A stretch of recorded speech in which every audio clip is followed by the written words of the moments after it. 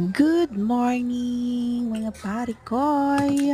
Kain tayo ng matamis na matamis na matamis na matamis na matamis na manggang hinog. Paborito natin yan guys. Ayan. Sa mga hindi nakakaalam, pag kayo ay may ubo, huwag kayong kakain ng mangga na hinog kasi uubuin kayo lalo. Ayan, paalala lang. Kasi ako nga kahit wala akong ubo, inubo ako pagkatapos niya. Pero, ayan o. Pero sarap na sarap pa rin ako mga idol. No? As you can see, sarap, sarap, sarap, sarap. Talagang inano ko talaga yan, sinimot ko talaga yung nasa buto. Ayan, so, sa mga may mangga dyan, baka naman. Charot. Thanks for watching!